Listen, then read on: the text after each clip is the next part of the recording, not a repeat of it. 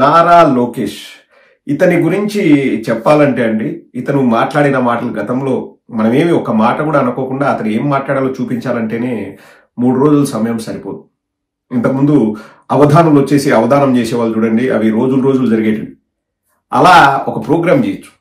ఇతను ఈ troll material అయిన నారా లోకేష్ వచ్చేసి ఇంకొకరి గురించి మాట్లాడడం, గుడివాడ అమర్నాథ్ గారి గురించి ఈ నారా లోకేష్ మాట్లాడడం. నారా లోకేష్, నువ్వు మాట్లాడేవాడివే నారా లోకేష్?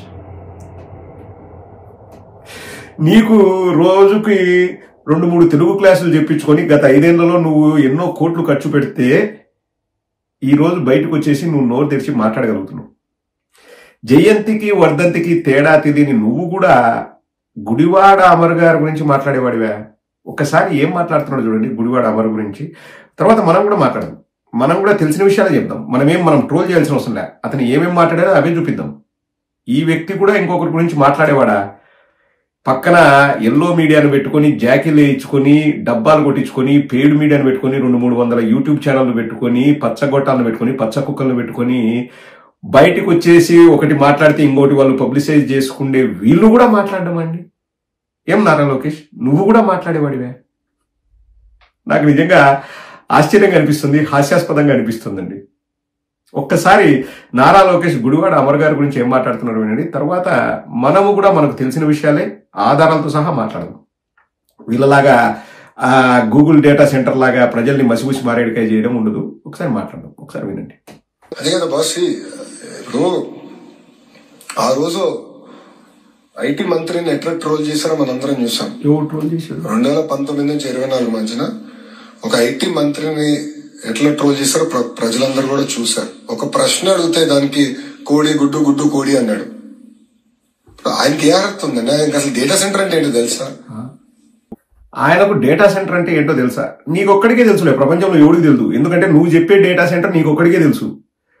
1,88,000 ఉద్యోగాలు వస్తాయని చెప్తాడండి. ప్రపంచంలో అన్ని గూగుల్ ఆఫీస్ లో పనిచేసే వాళ్ళ సంఖ్య 1,86,000 1,87,000 అంటండి. వీళ్ళు ఒక 1000 ఎక్కువ వేసుకుని యాడ్ చేసుకుని 1,88,000 ఉద్యోగాలు చేస్తామని అబ్బా కొడుకులు చెప్తారు. ఇంకా అంతకంటే హాస్యాస్పదమైన విషయం ఉందండి. ఎకో సిస్టమ్ బిల్డ్ చేస్తంట. ఏం పుట్టకోసిలో ఎకో సిస్టమ్ బిల్డ్ చేస్తావు? ఆ డేటా సెంటర్ల వల్ల ఎంతైతే ఉపయోగం ఉందో అది ఎవడికి ఉపయోగం? గూగుల్ వాడికి. వాడు ఆదాయం ఎక్కడికి తీసుకెళ్తాడు? అమెరికాకి తీసుకెళ్తాడు. పోనీ మన రాష్ట్రంలోనో మన దేశంలోనో పెట్టుబడులు పెట్టండి ఎందుకు చెప్తారండి? ఉపాధి హామీ మనకు కలుగుతుంది కాబట్టి. కానీ మొత్తానికి 200 ఉద్యోగాలు ఇచ్చే డేటా సెంటర్లలో ఏం చేస్తారండి? పవర్ కన్జంప్షన్, వాటర్ కన్జంప్షన్, మళ్ళా నాయిస్ పొల్యూషన్. ఇప్పుడు పవర్ కట్ అనుకోండి, బ్యాకప్ జనరేటర్స్ ఉంటాయి. ఆ జనరేటర్ సౌండ్లకి నిద్ర పట్టట్లేదని చెప్పేసి అమెరికా వాళ్ళే ఒక వీడియో చేస్తే 2 మిలియన్ వ్యూస్ వెళ్ళాయి. నేను ఆ లింక్ కూడా పెడతాను. ఆ వీడియో గురించి ఒకసారి ప్రత్యేకంగా చర్చిస్తాను. ఇప్పుడు వీళ్ళు ఏమంటున్నారు, ఒకసారి ఏమో జగన్మోహన్ రెడ్డి గారే తెచ్చారంటారు, నెక్స్ట్ టైం ఏదో ఆ వాటర్ ప్రాబ్లం, ఎలక్ట్రిసిటీ ప్రాబ్లం అంటే మేము తెచ్చినా ఇంకొకరు తెచ్చినా ప్రాబ్లమ్స్ అనేటివి ప్రజలకు చెప్పాలా నారా లోకేష్? దిండు కిందనో గంప కిందనో దాచిపెట్టకూడదు Nara Lokesh. Pros and cons అనేవి ప్రజలకు ఎక్స్ప్లెయిన్ చేయాలి. That's a responsibility of a government. తెచ్చినాం గూగుల్ వచ్చింది. Google data centre. ఇప్పుడు పూర్వకాలం అండి, మీకు కరెక్ట్ గా చెప్పాలంటే, పెద్ద మనిషి నడుచుకుంటూ వెళ్తుంటే పక్కన సామాన్లు మోసేవాడు పక్కన ఉండేవాడు. ఇప్పుడు వాళ్ళు కార్యకలాపాలు, వాళ్ళ యాక్టివిటీస్, గూగుల్ హెడ్ ఆఫీస్ అవన్నీ అక్కడ ఉంటాయి. వాళ్ళు డేటా స్టోర్ చేసుకోవాలి. బరువు మోయడానికి ఎవరున్నారు? గాడిదలను వెతుకుతాం. ఇండియాకు వచ్చినాం, ఆంధ్రప్రదేశ్కి వచ్చినాం. లిటరల్ గా ఇంకా అంతకంటే ఏం లేదండి. వాళ్ళు డేటా స్టోర్ చేసుకుంటున్నారు. వాళ్లకు డేటా స్టోరేజ్ కి స్పేస్ కావాలి.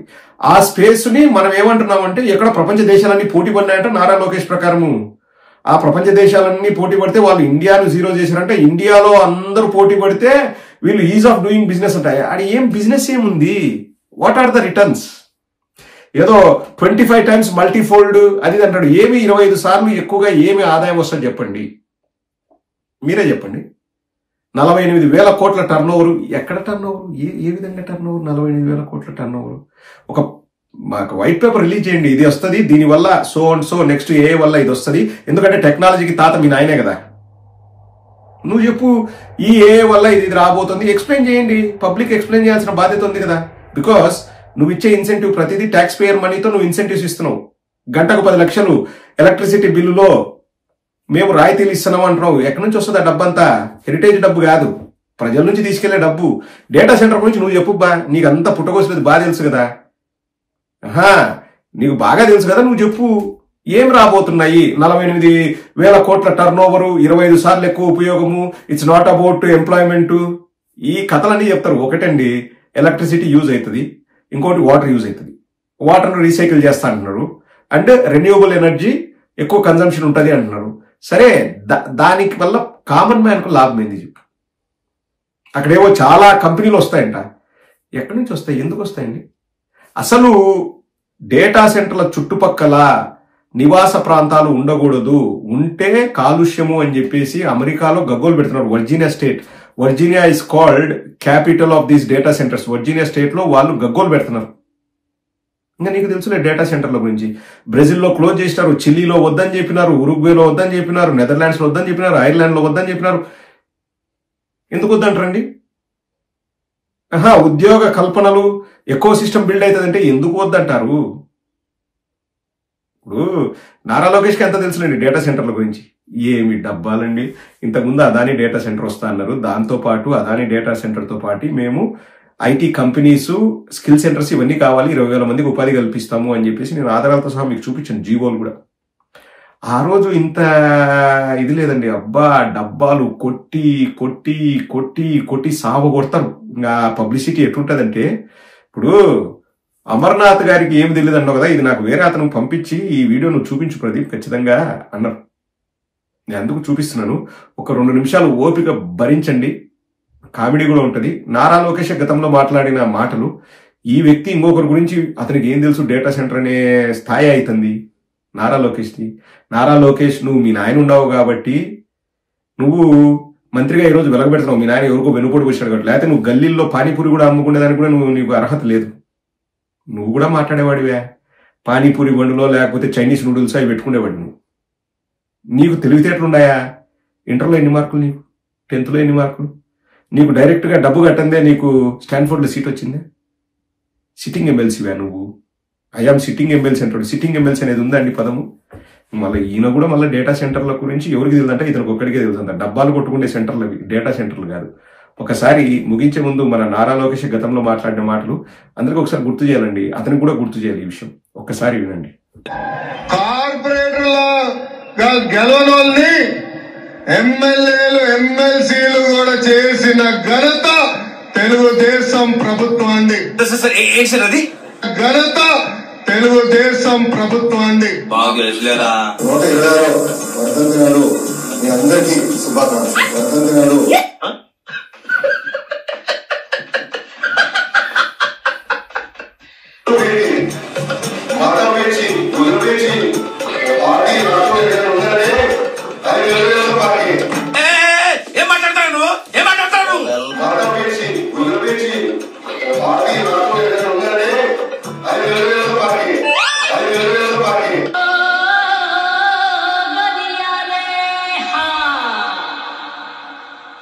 భారతదేశంలోని 100 ఫోన్లు తయారవుతే 260 ఫోన్లు ఈ రోజు ఆంధ్ర రాష్ట్రంలో తయారవుతున్నాయి. భారతదేశంలోని 100 ఫోన్లు తయారవుతే 260 ఫోన్లు ఈ రోజు ఆంధ్ర రాష్ట్రంలో తయారవుతున్నాయి.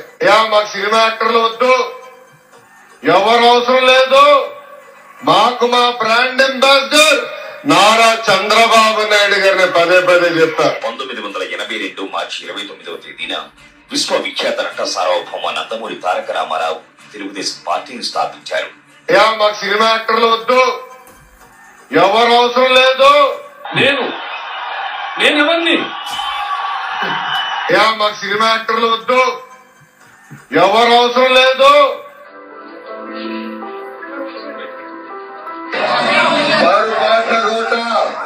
సైకిల్ గుర్తుకి ఓటేస్తే మనం మన ఉరి చేసినట్టే ఉంటుంది. రామచంద్ర ప్రభు, మనం మన ఉరి చేసినట్టే ఉంటుంది. ఇట్లా చెప్పుకుంటూ పోతే 2 రోజులు ఉంటుందండి. పొరపాటున కూట. ఇప్పుడు సరే, నువ్వు పొరపాటు మాట్లాడతావు, తెలుగుదేశానికి ఓటేస్తే మనం మన ఊరి తీసుకుందాను, నీకు ఏదో ప్రాబ్లం ఉంది, నేను కాదను. ఆ తెలుగు కూడా పొరపాటున కూట, పొరపాటున కూట కాదండి, ఏ లెక్కల్లో ఏ డేటా సెంటర్లలో ఈ డేటా ఉందండి? ఇండియాలో 100 ఫోన్లు తయారైతే ఒక ఆంధ్రప్రదేశ్లోనే 260 తయారైతాయా? అంటే ఇండియాలో ఆంధ్రప్రదేశ్ ఉందా? ఆంధ్రప్రదేశ్లో ఇండియా ఉందా? చెప్పు నారా లోకేష్, నీకే తెలుసులే, మిగతా ఎవరికి తెలియదులే. ఒకటండి, గుడివాడ అమర్నాథ్ గారు, ఇఫ్ ఐఎమ్ నాట్ రాంగ్, అతను ఏవైనా మనము ఇండస్ట్రీస్ లేకపోతే ఏమైనా ఇన్వెస్ట్మెంట్స్ తెచ్చినప్పుడు టైం పడుతుంది కదా. ఎందుకంటే కోడి గుడ్డును పెడితే ఆ గుడ్డు పొదగడానికి ఎన్నో రోజులు టైం పడుతుంది, ఆ తర్వాత పిల్ల బయటికి వస్తుంది, ఆ తర్వాత అది పెరిగి పెద్దదవుతుంది అన్నట్లు చెప్పాడు. కోడి గుడ్డును పెడతది కానీ కోడిని పెట్టదు కదా అని. అందులో ఏం తప్పు ఉందండి? తప్పేముంది? ఇప్పుడు నువ్వు డేటా సెంటర్ తీసుకొచ్చినావు, నీ డేటా సెంటర్ రేపటి నుంచే ఇంకా డేటా స్టోరేజ్ స్టార్ట్ అవుతుందే? కాదు కదా. అదే చెప్పినాడు, కోడి గుడ్డు అన్నాడు. నువ్వు కూడా ఇంకొకరిని ఎగతాళి చేసేవాడివే నారా లోకేష్. ఇప్పుడు గురువింద గింజ అని ఒకటి ఉంటుంది.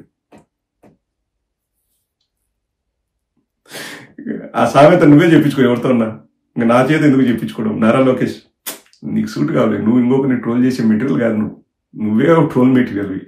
కాబట్టి ప్రజలకు ఏదైనా వాస్తవాలు చెప్దామని ట్రై చేయి. నేను అంత కష్టపడినా, వాళ్ళతో భోజనాలు చేసినా, ఆడిపోయినా ఈడికి వచ్చినా, ఈ డబ్బాలు 30 ఏళ్ళ నుంచి వింటూనే ఉన్నాం. ఏదైనా ఇంతకు ముందు అంటే సోషల్ మీడియా లేని కాలంలో ఇటువంటివన్నీ చెల్లుబాటు అయినా కానీ ఒకసారి పరిపాలన ఎట్లుందో చూడు. రాష్ట్రంలో పరిపాలన సంకనాయకపోతుంది. 200 ఉద్యోగాలు తెచ్చి డేటా సెంటర్ తీసుకొచ్చేసి, అది కూడా నువ్వు తెచ్చింది కాదు, నరేంద్ర మోడీ తెచ్చినాడని చెప్పేసి సుందర్ పిచ్చయ్య థ్యాంక్స్ టు నరేంద్ర మోడీ అని చెప్పినాడు. నువ్వు ఈ రోజు వచ్చేసి డబ్బాలు గఫాలు కొట్టుకుంటే కొట్టుకో, నువ్వు ఎట్టన్నా కొట్టుకో. ప్రజలకు వాస్తవాలు చెప్పే బాధ్యత మాకు ఉంది, మేము చెప్తాం. కానీ అనవసరంగా నువ్వు ఏదో అన్నట్లు నువ్వు ఇంకొకరిని ట్రోల్ చేస్తావు చూడు, అనవసరంగా ఎరిపప్పు అవుతావు, గుర్తుపెట్టుకో.